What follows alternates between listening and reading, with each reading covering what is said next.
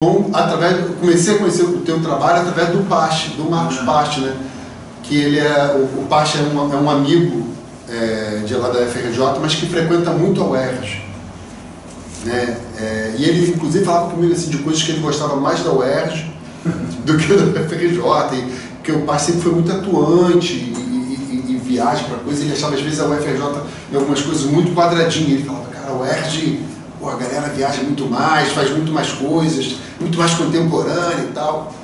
E aí eu comecei a ir em alguns eventos lá, e foi quando eu conheci o trabalho do João e me admirei, me apaixonei logo pelo trabalho, enfim, a partir dos livros e vendo vídeo. Aí comecei a frequentar aqui, nem sempre posso, porque primeiro, nem tanto por ser longe não, é porque bate mesmo com o dia que está dando aula e aí não tem como vir para cá, mas venho acompanhando o trabalho do João há muito tempo, porque o João também é um machadiano, shakespeariano, então essas coisas me atraem. Então quando eu entro para pesquisar coisa, eu vou pesquisando quem está pesquisando Machado. A minha tese foi sobre o teatro do Machado de Assis, então a gente vai lendo tudo disso. Então, para mim é uma honra, estive aqui algumas vezes na casa, então queria agradecer, João, pelo convite. E também por ter ido lá no Gente de Bem, né, que também foi, pra gente também foi sensacional. Foi sensacional, né? Foi especial. Foi muito especial. E agradecer aqui, porque aqui só tem amigos aqui presentes, para prestigiar um trabalho de um artista da periferia do Rio, lá de Santa Cruz, né? A Simara é de Campo Grande, da Zona Oeste. Eu costumo dizer que a Zona Oeste ela representa 41% da população do Rio de Janeiro. E o que isso significa? Significa que todo prefeito eleito no Rio de Janeiro é eleito pela Zona Oeste. O cara que ganha na Zona Oeste, ele vira prefeito, porque é onde tem a maior população da cidade.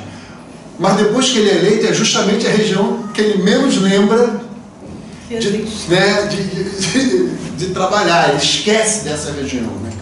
E é essa região que vem a maior mão de obra dessa cidade, que movimenta essa cidade, que circula essa cidade. Então a gente depende muito do transporte público, muito. Né? Santa Cruz é aquele bairro chamado de bairro dormitório, porque as pessoas passam, muitas vezes passa a semana toda, só chega em casa para dormir, no outro dia sai cedo e tal. Então essa peça, A Última Estação, ela dialoga com a minha vida como morador de Santa Cruz, que peguei trem infinitas vezes para ir para Martins Pena, para ir para Unirio, fazer coisas, estudar na Unirio, para fazer teatro, para fazer as coisas, né? E dialoga com o João das Neves, que escreveu na década de 60 a peça O Último Carro, que eu tive contato com essa peça na época como aluno da Martins Pena, e me apaixonei porque eu, na hora, me vi naquela peça. Eu falei, caramba, olha uma peça que está falando daquilo que eu vivencio todos os dias. E aí a Simara estava falando, poxa, você tem tempo, você escreveu o caso, agora você não escreveu uma outra peça, eu quero voltar a fazer teatro, porque ela também é professora, trabalhou uma época na prefeitura administrando o Teatro Gonzaguinha, estava trabalhando agora no Museu do Parque da Cidade, né, Museu Histórico da Cidade e tal. Eu falei, então... Aí fiquei pensando que peça podia fazer, você começa a reler coisas, aí eu reli O Último Carro, e falei, cara, eu acho que tem uma coisa ali num casal que de repente a gente pode pegar, eu posso tirar esse casal, porque a peça ela se passa num dia só, que é o dia do acidente trágico.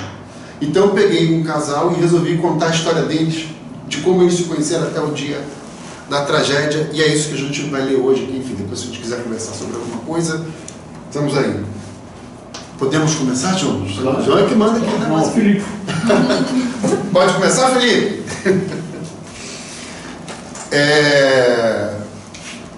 A Última Estação, texto de Alexandre Damasceno, peça em homenagem ao Último Carro, de João das Neves. Cena 1, som de trem. Cena 2, Beto. A primeira vez que eu vi um trem, eu tinha 5 anos. Eu costumava passar as férias de julho na casa dos meus avós no interior. Eu lembro que íamos visitar um parente e eu fiquei fascinado com a paisagem passando pela janela. Parecia uma tela de cinema. Eu subi no banco de madeira e coloquei a cabeça para fora para sentir o vento. Como era bom sentir batendo no meu rosto, esvoaçando meus cabelos. Parecia que eu estava voando sobre os trilhos. Por um instante eu me senti o próprio trem. Meu avô brigou comigo. Disse que eu não podia fazer aquilo e contou sobre um rapaz que perdera a cabeça por causa dessa brincadeira. Eu fiquei horrorizado e com medo sentei rapidinho no banco e não saí mais dali. Mas não consegui tirar os olhos da janela. O melhor do trem era olhar para fora. Ver a paisagem, os animais, as pessoas. Era um momento de não pensar em nada, apenas observar e contemplar.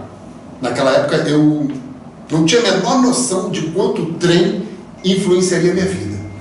Onde eu moro é a última estação e também o lugar onde eu vi pela primeira vez Marinha. Cena 3. O que aconteceu é que quando a mãe deixou o menino na escola, ele já estava passando mal, entendeu? Quando eu coloquei a mão no pescoço dele, eu vi na hora que ele estava queimando de febre. Com licença, senhora. Ainda corri até o portão da escola para ver se a mãe estava lá, mas ela já tinha ido embora. Não é possível que ela não tenha percebido que o filho estava com febre. Moça, você sabe... Na mesma hora eu pedi a coordenação para entrar em contato com a mãe, porque a criança não podia ficar na escola passando mal. Desculpa atrapalhar. Como ninguém na casa entendia o telefone, nós resolvemos levar ele ao médico. E agora a mãe vem questionar que ninguém avisou que o menino estava no posto de saúde. Pelo amor de Deus, né? Eu fiquei com ele o tempo todo. A senhora sabe disso. Ah, eu não sei de nada. Não, é com você não, Aparecida. É um chato que tá aqui na estação me perturbando. Quando chegar na escola eu falo melhor com você. O que você quer? Eu só queria saber que horas que passa o próximo trem. O senhor não viu que eu estava no celular? Não, eu vi, é que... E não podia fazer essa pergunta para outra pessoa? Não, eu poderia, mas a senhora era a pessoa que estava aqui mais perto de mim, né? E como não daria muito trabalho andar até outra pessoa para perguntar, o senhor preferiu me perturbar, né? Não, na verdade eu não tinha nem pensado nisso. Eu só queria saber que horas sai o próximo trem. Pois deveria ter pensado.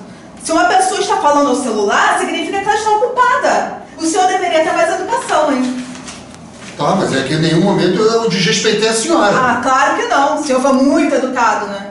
Eu aqui resolvendo um problema seríssimo da minha escola e uma voz estranha me perturbando.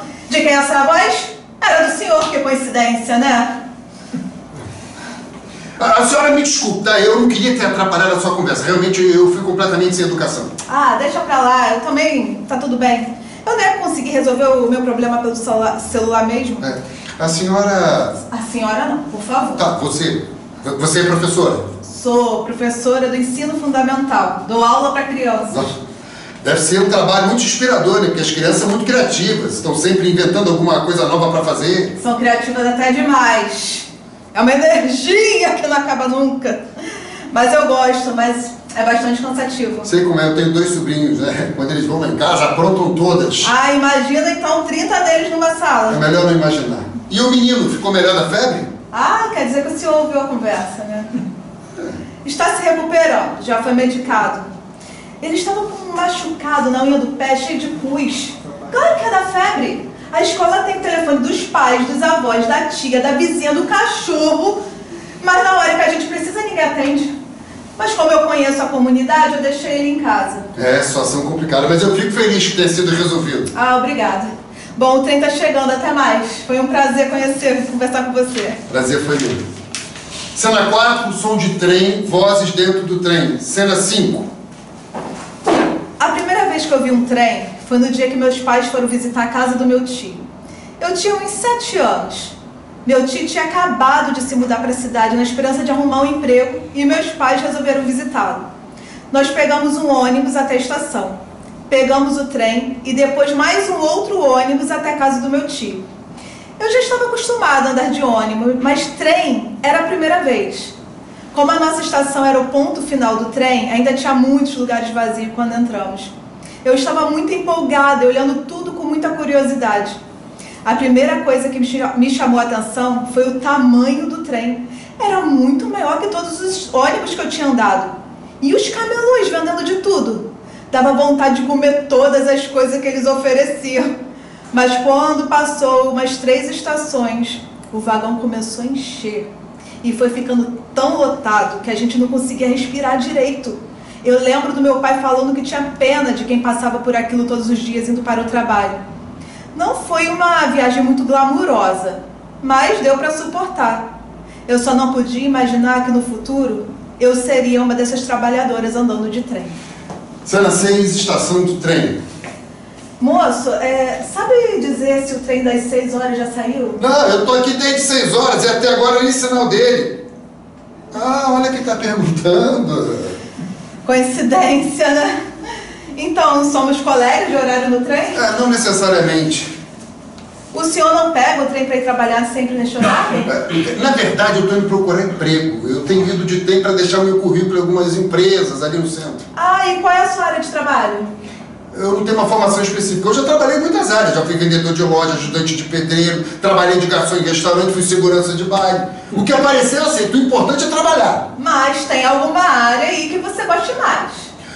Olha, eu já quis ser muitas coisas, mas a minha mãe sempre dizia que pobre tem que saber um pouquinho de cada profissão, porque a gente nunca sabe o dia de amanhã. Então nós temos que estar preparados para tudo, né? Ah, eu compreendo sua mãe. Mas será que não tem aí dentro de você alguma coisa assim que desperte uma paixão que vai além da sobrevivência? Escritor. Eu queria ser escritor. Escritor? Interessante. Mas escritor não é profissão, né? Ah, como não? Tem um monte de gente por aí ganhando dinheiro escrevendo. Mas tem que ter formação acadêmica que eu não tenho. Até onde eu sei, a maioria dos escritores não vivem de vender livros. Eu não acho que todo escritor precisa de ter uma formação, não. A Maria Carolina de Jesus não tinha, o Machado de Assis não tinha. Mas o Machado de Assis escrevia melhor que a maioria dos estudantes de hoje em dia. Verdade. Porque ele era um grande leitor, né? Isso fez uma diferença. Mas quais são os seus autores preferidos? Do passado, Machado de Assis, Lima Barreto. Do presente, a Conceição Evaristo, que ela é da periferia, ela fala de mulheres, das pessoas pretas. Eu me sinto muito incluso nas histórias dela. Eu gosto dos poemas da Conceição e dos contos da Clarice Lispector. Eu só não gosto do nosso trem que nunca chega no horário. Isso me irrita bastante. Qual é o seu nome mesmo? Marinha. O meu é Beto. Cena 7, estação de trem. Beto ao telefone. É que eu tô te falando, Jurandir. O trem aqui atrasa todos os dias. Já virou coisa normal. Oi, Beto. Um momentinho, Jurandir. Oi, Marinha. Tudo bem? Eu tô falando aqui com o amigo no celular. Fica à vontade. Não, mas foi bom você ter chegado, porque eu tô conversando com o Jurandir sobre a situação do trem atrasar todos os dias. Ele também pega o mesmo trem que a gente? Não, ele mora em outra cidade, mas passa pelos mesmos problemas que quem mora aqui na periferia. Como é que é, Jurandir? Tem que quebrar tudo? Então nós vamos quebrar tudo. Quebrar o quê, Beto? Quebrar o trem, quebrar a estação. Você tá louco? Um momentinho, Jurandir. Marinha, é o único jeito que tem para eles acabarem com esses atrasos. E você ir preso? É isso que você quer? Ô, Jurandir, você tá maluco, Jurandir? Se a gente quebrar o trem, nós vamos ficar presos.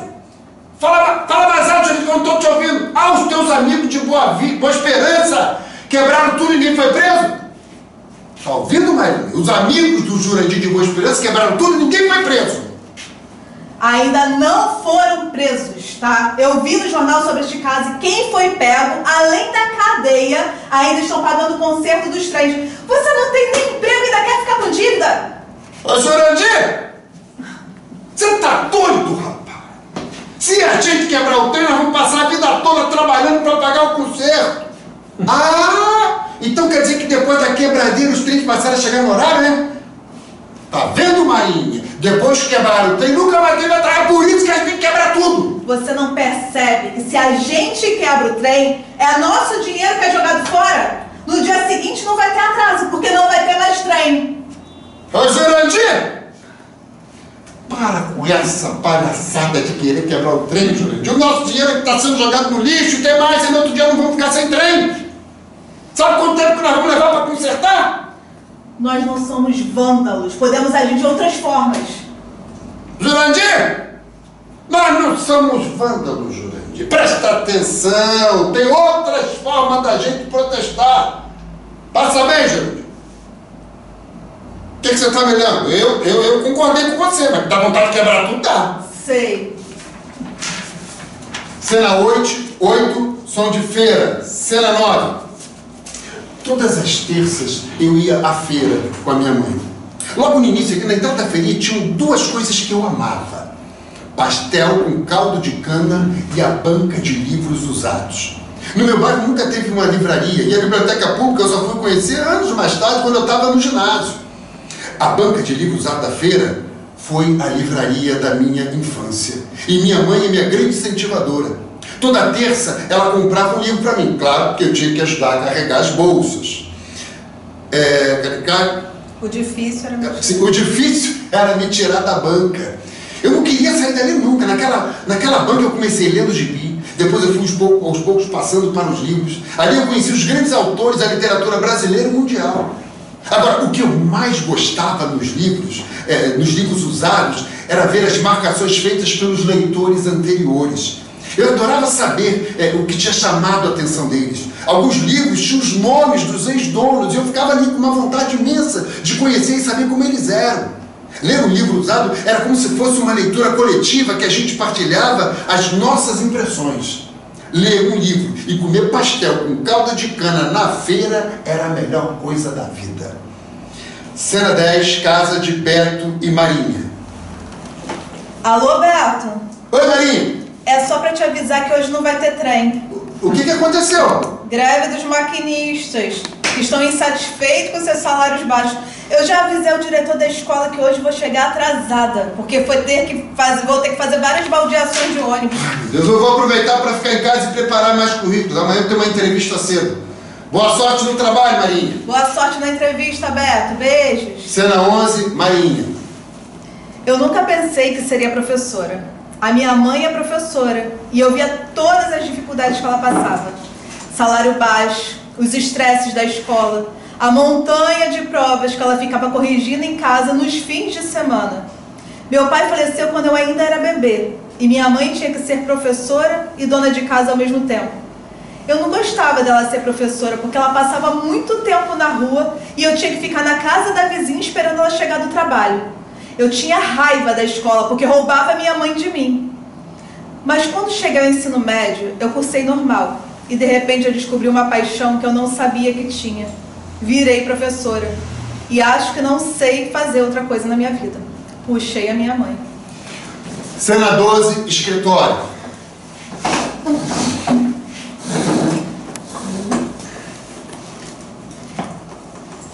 Senhor Roberto, eu olhei o seu currículo e vi que já trabalhou em várias áreas. O senhor me parece uma pessoa bem qualificada. Ah, exato.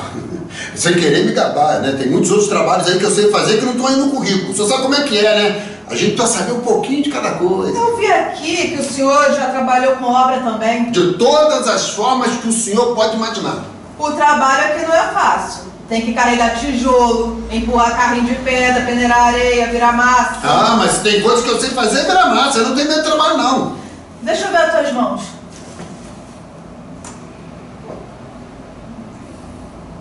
A julgar por suas mãos, você não parece que mexe muito em obra, né? Não, mas é porque eu cuido das minhas mãos, né, doutor? Eu aprendi isso com o tio meu que era pedreiro. Sempre passar um cremezinho depois do trabalho. O senhor é muito bem recomendado por seus antigos patrões. Graças a Deus nunca me faltou disposição e compromisso. Então, vocês vão me contratar? Senhor Roberto, a minha função aqui é indicar o melhor candidato para a empresa. Tá entendendo? As obras do condomínio que nós vamos construir devem começar em um mês no máximo. Não, eu garanto pro senhor que o senhor é o melhor ajudante de pedreiro dessa empresa. Só que, igual ao senhor, eu tenho dezenas de currículos. A empresa está com um quadro lotado de funcionários e nós temos apenas uma vaga. Mas eu gostei do senhor e quero lhe ajudar. Ah, muito obrigado, doutor. Eu fico contente de ouvir isso. Está muito difícil de arrumar emprego hoje em dia. Eu sei. Basta ver a pilha de currículos querendo esse trabalho. Ah, se o senhor me escolher, eu serei eternamente agradecido. Bom, para eu te escolher, Roberto, só depende de você. Como assim depende de mim? O senhor não quer sair do final da fila e ir para o primeiro lugar? Quero. Tudo na vida tem um preço. Aqui neste papel está anotado o valor que o senhor precisa me dar. Mas peraí, eu vou ter que pagar para arrumar emprego? Senhor Roberto, são várias pessoas querendo este emprego e só tem uma vaga, o senhor entendeu? Não, mas o justo não seria vocês escolherem o melhor candidato? Não é para isso que vocês analisam o currículo e fazem entrevista? Justiça nesse país, senhor Roberto. Se eu fizer essa proposta para outros candidatos desta pilha de currículo, o senhor acha que eles iam perguntar se é justo ou não? Eles vão aceitar na hora. Estou te dando uma oportunidade de arrumar emprego. O senhor quer ou não quer? Não, mas isso não é justo. Pagar para arrumar emprego, eu também não tenho essa grana não. O valor é muito alto. Pensa que é um investimento, entendeu? Depois vai recuperar com o seu salário.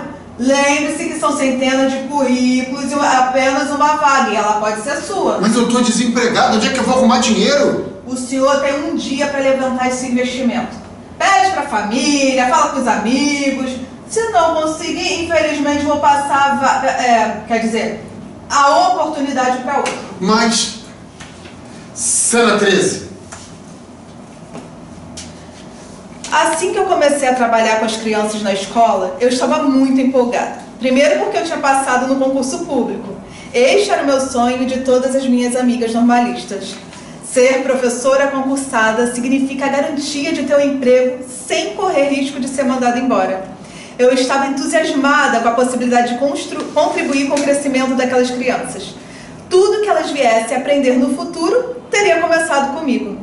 Eu seria a primeira professora delas, aquela que preparou a base, que ensinou as primeiras letras, que abriu os caminhos.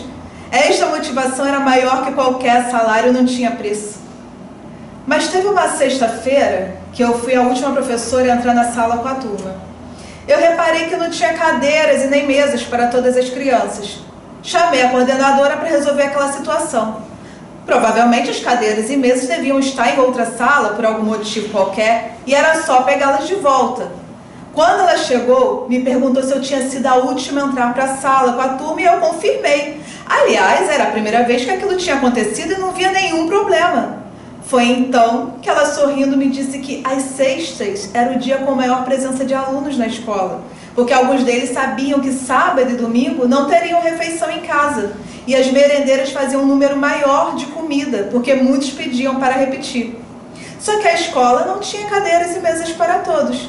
Então, ela me aconselhou a não ser a última a entrar com a turma em sala às sextas. Ali eu compreendi que a escola era apenas uma parte do problema da vida daquelas crianças. E que se eu quisesse ser professora, a minha vida seria uma eterna luta contra o sistema. Mas antes de eu trabalhar na escola pública, assim que terminei a faculdade, eu tive uma pequena experiência com uma turma do 6º ano num colégio particular. Ali sim, eu poderia trabalhar em um colégio bem estruturado e com crianças sem problemas de alimentação. Cena 14, sala do diretor, colégio particular. Bom dia, professora Marinha. Bom dia, senhor Paulo. Professora, eu recebi a reclamação de uma mãe de que a senhora deu nota 0 pro filho dela. O senhor deve estar falando da mãe do aluno Marcinho, do 6º ano? Esse mesmo. Ela está certa. Eu dei 0 para ele. Na verdade, ele é que se deu 0. A senhora poderia me explicar melhor? Claro, é muito simples. Ele não fez o trabalho da turma, também não fez a prova. Qual é a nota dele? Professora, eu compreendo que se ele não fez o trabalho da turma, nem a prova, fica difícil avaliar o aluno. Mas não teria como a senhora passar um outro trabalho para ele fazer em casa? Eu passei, mas ele também não me entregou. É que assim, ele vai ficar reprovado e a professora sabe como são alguns pais. Aí se o aluno foi reprovado, eles tiram da escola. O senhor está falando de que pais? Como assim os pais? O pai dos alunos? O senhor está dizendo que pais de alunos de colégios particulares não admitem que seus filhos sejam reprovados? Eles não querem ter que pagar mensalidade de um mesmo ano escolar de novo, entendeu, professor? E o senhor o que pensa disso? Professora, vamos ser razoáveis. Quem paga os nossos salários são eles. Eles são os verdadeiros patrões. Sem eles, esse colégio não existiria. Eu concordo que nenhuma mãe ou pai queiram pagar para um filho repetente, mas eles pagam para nós professores darmos aulas e seus filhos estudarem. Se quer apenas um diploma, que compre por aí. Eu estou aqui para ensinar. Foi para isso que eu me formei. Professora... Este menino não quer nada, sabe por quê? Porque a mãe passa a mão na cabeça dele o tempo todo. Ele não faz os trabalhos porque sabe que ela vai vir aqui na direção e pedir que ele passe de ano, mesmo sem ter feito nada. Se ele for reprovado, ela vai tirar o menino do colégio e ainda vai falar mal da gente por aí. E como fica a questão ética? O nosso compromisso com a qualidade de ensino? Ética? Qualidade, professora Marinha, aqui nós atendemos 2 tipos de público. Os alunos que querem aprender, a senhora ensina. Os que não querem, a senhora finge que ensina e eles fingem que aprendem. O problema destes alunos são os pais que não estão preocupados com os estudos. Só querem o diploma para manter a imagem deles. Os pais nunca são problemas, professora. O mais importante é mantermos o número de matrículas. A senhora não sabe o que é administrar um colégio. Não sabe quanto custa pagar todos os funcionários que trabalham aqui e depende da mensalidade destes pais. Portanto, eles são nossos fregueses e precisam estar satisfeitos e nós vamos dar o que eles querem. Portanto, eu exijo que a senhora prepare um novo trabalho para o menino fazer e que ele passe de ano. Se esta é a prática deste colégio, eu não quero mais trabalhar aqui. Eu estou me demitindo. Tudo bem. Eu peço outra professora para fazer o seu serviço. Pode se dirigir ao RH. Cena 15, vagão do trem.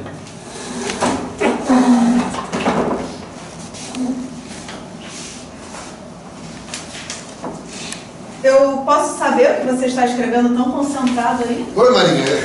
Não, vamos sentar aqui. Senta logo aqui. Eu estou escrevendo um conto. Ah, que interessante. Eu não sabia que você escrevia contos. Eu acho que eu não te falei, né? Mas eu estou escrevendo um livro de contos. Mas sobre o que falam os seus contos? Quer que eu leia um para você? Claro, eu estou muito curiosa. Pode esperar te ouvir. Então vou ler. Primeiro. Joel acordou com aquela palavra na cabeça. Quando foi escovar os dentes, se olhou no espelho e pensou mais uma vez. Primeiro. Sim, aquele era o seu primeiro dia na faculdade de História. E mais que isso, ele tinha passado em primeiro lugar. E mais ainda, ele era o primeiro da família a entrar para a universidade pública. Primeiro. Antes de sair de casa, abraçou a mãe com cuidado para não amassar a roupa que ela tinha acabado de passar. Primeiro. Guardou na mochila o bolo de cenoura que sua avó preparou para ele lanchar mais tarde. Primeiro. Ouviu os conselhos do seu pai para não se enrolar nas trocas de transporte até a faculdade. Primeiro. Pegou um ônibus, depois pegou um trem e por último um outro ônibus novamente que com poucos passageiros deu até para sentar. Quando já estava quase chegando na faculdade, 2 policiais entraram na condução. Pediram para que Joel se levantasse e começaram a revistá-lo. Mexeram em seus bolsos, olharam todos os papéis que tinham dentro da sua carteira, abriram a sua mochila e jogaram tudo que havia dentro no chão. O bolo que sua avó tinha embrulhado em papel laminado rolou para debaixo do banco. Depois de uma dezena de perguntas, desceram do coletivo sem revistar mais ninguém. Joel ficou completamente encabulado, queria se esconder, porque foi o único revistado. Cabisbaixo, percebeu que todos olhavam para ele. Constrangido, retraído e envergonhado, Joel encarou os passageiros. Todos eram brancos, menos ele. Ali, naquele ônibus, recebeu a sua primeira aula de história. Primeira. Que conto lindo e triste, Beto. Você escreve muito bem. Você não tem noção de como escrever essas histórias me deixa cansado. São histórias como esta que não nos deixam esquecer os quase 400 anos de escravidão que vivemos neste país. Eu tenho certeza que seu livro vai ser um sucesso. Cena 16. Uma das coisas que mais incomodam no trem é a falta de empatia e de gentileza. Eu não aguento ver vários idosos em pé enquanto uns montes de marmanjos estão ocupando os lugares preferenciais. Será que não pensa que um dia também ficarão com mais idade? Nem mulher grávida eles respeitam. A coitada está em pé com a barriga imensa e eles fingindo que não estão vendo. É esta estrutura que faz o trabalhador ver o outro como inimigo. A gente fica egoísta. Não é só homem, não. Eu já vi muita menina nova fingindo que estava dormindo só para não ceder lugar para a mãe com criança no colo. Eu fico com raiva, mas ao mesmo tempo sei que as pessoas não querem ceder o lugar porque vão ficar quase 2 horas em pé. E é essa tortura todos os dias que vai destruindo a gente aos poucos. Cena 17, estação de trem. Eu lembro o dia que eu vi no rádio que Renato Russo era gay. Eu devia ter uns 16 anos. Naquela época eu era da igreja, eu gostava muito de ouvir Legião Urbana. Então quando eu fiquei sabendo que ele era gay, aquilo me causou um estranhamento. Porque eu gostava das músicas de um cara que vivia o contrário do que eu acreditava. Mas na mesma hora eu também percebi que aquilo não mudava em nada o gosto pelas músicas dele, aquilo era contraditório, porque eu era da igreja, mas aquilo era libertador. Eu acho tão triste esses artistas que morrem jovens.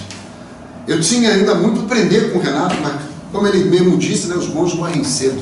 Love the Afternoon. Ah, você conhece essa música? Claro, Legião é uma das minhas bandas favoritas. Quantas pessoas não se apaixonam pela pessoa errada? E quantas pessoas, quando encontram a certa, elas partem cedo demais? No meu caso, eu só faço parte do primeiro grupo. Eu também gosto de você. Ah, não, esse trecho aí é legal. No momento que o cara afirma que sempre gosta da pessoa errada, é surpreendido pela outra, ou pelo outro, sei lá, né? E que diz que também gosta dele. Eu disse que eu, Marinha, também gosto de você. Como assim você gosta de mim? Assim. Quer dizer então que você não é a pessoa errada? Não. Quer ir vem comigo? O trem tá lotado ou vazio? Só tem uma vaga. Então tô dentro. Cena 18, vagão do trem. Beto, eu preciso falar com você urgente. Que desespero é esse, Maria? Você não podia esperar a gente descer do trem? Não, tem que ser agora. O que vai acontecer? Alguma coisa com seus pais? Beto, eu estou grávida. Fala mais alto que eu não tô vendo, tá muito barulho. Eu disse que eu tô grávida. Mas já? Essas coisas acontecem quando a gente menos espera. Caraca, eu nunca namoro ninguém já na primeira engravida. O que você vai fazer, Beto? Eu vou espalhar pra geral, né? Entendeu? Todo mundo vai saber que o Beto vai ser pai do filho da Marinha, da minha futura esposa. Sua futura esposa? Bom, se o senhor quer ser meu marido, trate de virar um grande escritor, porque eu já estou com desejo de comer coquetel de lançamento de livro. Cena 19, vozes dos camelôs do trem. Cena 20. Semana passada, eu li no jornal a história de Clara, uma menina de 19 anos grávida que se jogou da estação de trem.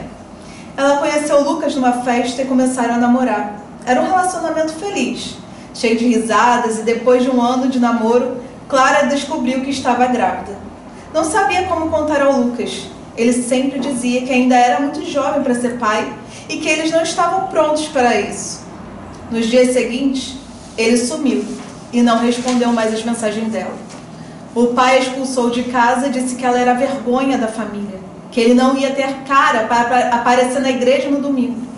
Sentindo-se rejeitada, culpada e sozinha, decidiu tirar a própria vida.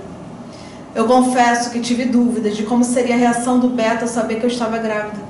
Como a Clara, existem muitas meninas grávidas por aí abandonadas pelos namorados, julgadas pelas famílias, se sentindo culpadas e desamparadas. Eu tive sorte de ter o Beto ao meu lado, mas ele não é a regra, é uma exceção. Cena 21, casa de Beto e Marinha. Olha isso, Marinha! Eu consegui um pacote incrível numa casa de praia nesse final de semana. Vai ser fantástico! Fantástico! Beto, nós estamos com o aluguel atrasado e você gastando dinheiro com besteira. Mas eu pensei que seria uma ótima oportunidade pra gente relaxar. A gente precisa se divertir. Divertir? E como vamos nos divertir com um monte de contas pra pagar? E o enxoval do bebê? Você não está pensando na gente, né? Ai, eu só queria fazer algo novo. Nós não podemos viver só de preocupações. A vida não é só isso. A nossa vida, neste momento, é ter responsabilidade com a chegada do nosso filho. Ai, você tá certa, Marinha. Mas é que eu também quero que a gente tenha momentos felizes. A gente só vive estressado, com tantas preocupações. Às vezes eu quero escapar um pouco. Momentos felizes não pagam aluguel. Nós temos que priorizar o que realmente importa agora. O nosso dinheiro não dá para aluguel e uma casa de praia. Tá bem, eu deixei me levar, eu vacilei. É claro que eu adoraria passar um final de semana numa casa de praia, mas quem não quer? Mas agora nós temos que tomar decisões juntos. É difícil, mas eu preciso de você comigo. Tá bem, eu concordo com você. E o que eu faço com o pacote de viagem? Ah, vamos ter que cancelar, né? E deixar para outra oportunidade. Quanto que custou? Foi de graça. Como assim de graça? É que esse pacote incrível de passar um final de semana na casa de praia é de um amigo meu. Ele nos convidou e ainda vai dar uma carona pra gente. Quer dizer que eu estou aqui brigando pela sua irresponsabilidade e o passeio de graça? É claro, você começou a brigar comigo, não deixou eu terminar de falar. Ah, muito engraçadinho você. E o que eu falo pro meu amigo? Que nós não iremos. Que isso, Maria? Mas nós vamos perder essa oportunidade de graça. Claro que não, seu bobo. Eu estou te zoando. Engraçadinha. Cena 22, vagão do trem, Marinha em pé. Beto dormindo no banco do trem, Marinha vendo as estações passarem. Esse trem não parece estar parando. Estranho. Beto, acorda, Beto. Eu estou achando que trem muito esquisito, hein? Não está parando em nenhuma estação, Mas que acorda. ótimo, que assim a gente chega mais rápido. Só que este trem é parador e não parou em nenhuma estação há um tempo. Tem um monte de trabalhadores que não desceram nas suas estações. Mas ele parece que está acima da velocidade. Muito estranho. As luzes do trem começam a piscar. O motor faz barulho. Parece que o trem está sem freio. O que a gente vai fazer, Beto? Fica perto de mim. Precisamos nos segurar. Eu escutei alguém falar que o maquinista está desacordado e que não dá para entrar na cabine dele. E o nosso filho, Beto? Me abraça, Maria, me abraça que vai ficar tudo bem. Nós vamos ficar juntos, eu vou te proteger. Som de sirene aumenta. Luzes apagam e acendem. Explosão. As luzes vão voltando aos poucos. Cenário de destruição.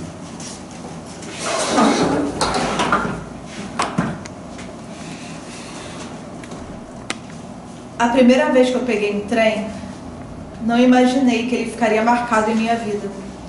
Foi nesta estação que te conheci, Beto. A primeira e a última estação. Você era tão moço, tão divertido, carinhoso, honesto, generoso. Você tinha um sonho, ser escritor. Você não era qualquer um, era meu homem, pai do meu filho. Madrugava para pegar esse trem todos os dias. Era trabalhador como a maioria da nossa população. A sua morte, Beto, é a morte severina. De quem envelhece antes dos 30, andando no trem sem freio e sem direção. É a morte do trabalhador que morre aos poucos todos os dias. Você era sonhador, Beto.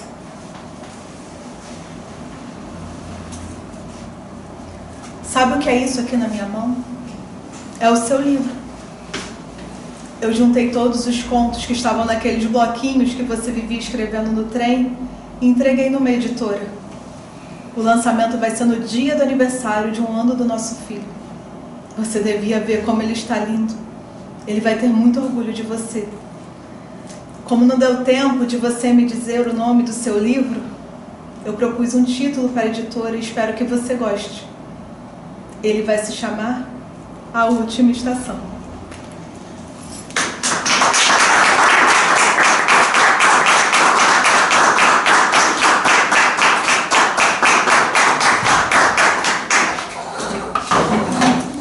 É isso, gente. Semara Matos.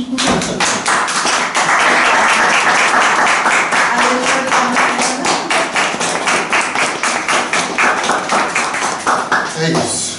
Esse foi essa tentativa de fazer mais um texto que dialogasse lá com a época um texto que o João foi diretor do Teatro Arthur Azevedo, que fica em Campo Grande, né? E aí, como ele pegava o trem, foi a partir dessa experiência como diretor do Arthur Azevedo que ele resolveu escrever, né, O Último Carro. E eu, como morador de Santa Cruz, que depois ainda de Campo Grande, algumas estações depois, resolvi escrever a partir da minha experiência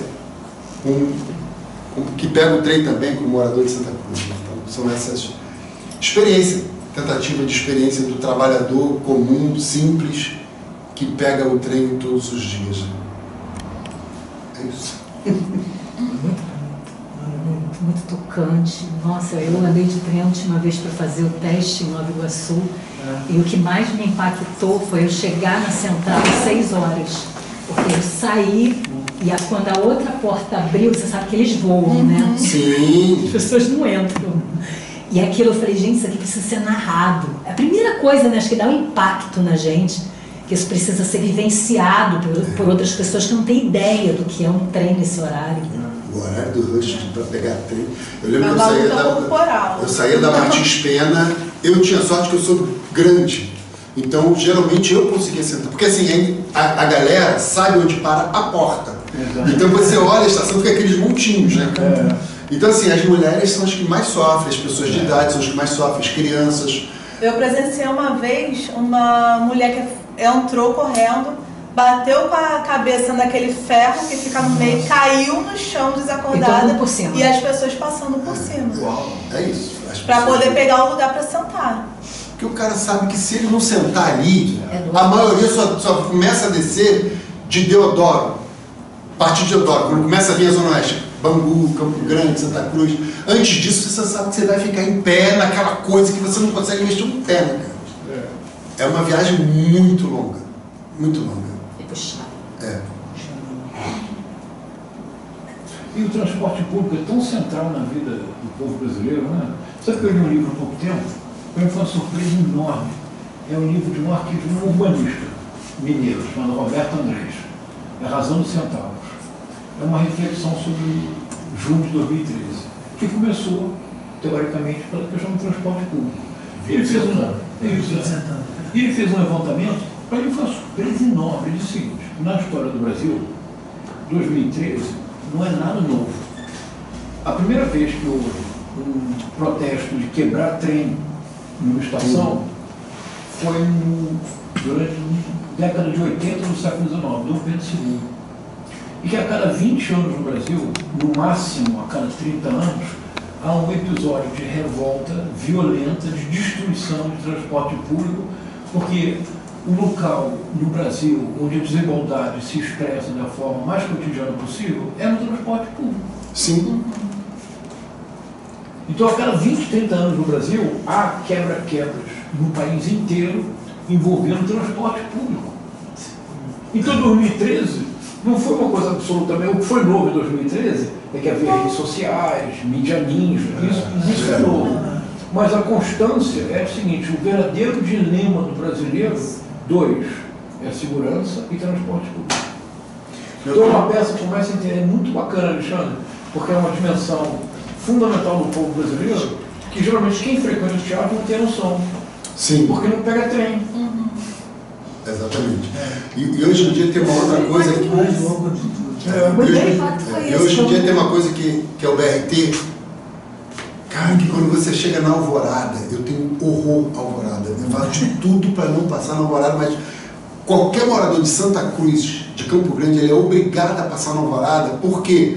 Porque os ônibus só vão até a Alvorada. Eu só avisando para o pessoal, eles vão fazer uma merenda para vocês, só avisando. Você é obrigado a passar. E aí quando chega na Alvorada, é tipo um curral. É cheio de coisa de ferro para obrigar você. Porque se você quiser ir sentado, tem a fila do sentado. Se você quiser ir em pé para entrar mais rápido no trem, tem a fila do em pé. Então assim, cara, e o de Santa Cruz é o mais lotado. É a fila maior. Quando eu falo com meus amigos assim, tu descendo na Alvorada, tu quer saber o Santa Cruz? Não precisa olhar a placa, é só você ver qual é a fila maior. O tamanho da fila. O tamanho da fila de Santa Cruz é o maior. É o maior. Porque, por exemplo, você pega o metrô só vai até o início da barra. Aí dali você tem que pegar já um BRT para descer na Alvorada. Aí na Alvorada concentra todo mundo que trabalha na barra para ir para essa região. Então eles ficam pensando. E aí você se sente como um curral, porque você fica dando volta dentro da estação, porque eles botam caminhão de ferro. Que também, se não colocar. Aí, ao mesmo tempo, quando não coloca aquilo, é aquela briga. Então, você não sabe o que é pior. Quando coloca, vira gado, né? Exatamente. É o gado. Vira tá gado. passando isso todos os dias. Vira gado. Então, isso é. Isso é incrível. Olha, a Elizabeth Bishop escreveu um livro que depois ela renegou. Fez bem renegar. Um livro chamado Brasil. Que ela escreveu para a revista Life. Tinha uma série assim, Brasil. Ela escreveu do Brasil. Ela, mais ou menos, ela foi a ditadura militar. Depois ela renegou.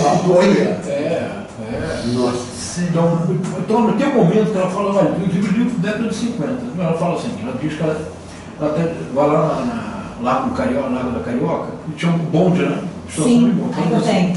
Ela lembra assim, ver este povo em filas intermináveis para um transporte público sem qualidade, lotado, pagando uma fortuna, ver esse povo todos os dias entrando na fila sem fazer uma revolução, é um milagre. Mudou. Mudou. 2025. Vocês estão descrevendo? É o que a Elizabeth Bishop disse. Ver esse povo todos os dias fazendo fila como se fosse gado e não ter uma revolução. Então, geralmente, a cada 2 décadas, explode. Destrói tudo, que acontece no Brasil com frequência, né? Explode. E não se resolve o problema. Não se resolve. Tem uma beleza no texto sobre tem lotado. Para mulher, então, é uma loucura. Transporte público, envelhecimento. Você vê pessoas jovens envelhecidas. Sim. Quando cansaço. Você parar para pensar que o João das Neves escreveu esse texto entre 1965 e 66, a peça foi... Eu não li, eu vou procurar para ler. Sim, tem... O que você fez é que você pegou... Eu peguei a peça... casal, imaginou como que se conheceram até o acidente. Isso. Muito bacana. Muito bacana. Eles têm... A peça dele tem mais de 30 atores, só pra você ter ideia.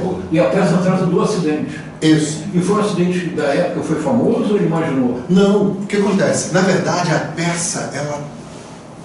Esse tem uma metáfora para um país que está sem destino, sem rumo. Estava ali a época de ditadura, aquela coisa toda. Então, o trem já tem... Quando eles... Então, ele vai mostrando os personagens que habitam esse trem. Então, além desse... do casal, você tem mendigo, você tem camelô, você tem pastor, você tem... Histórias paralelas. A primeira parte da peça, ele trata de apresentar os personagens que entram nesse trem.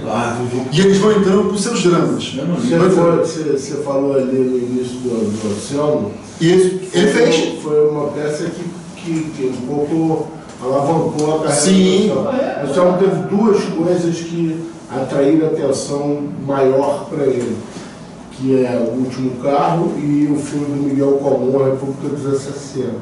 Ele fazia um travesti.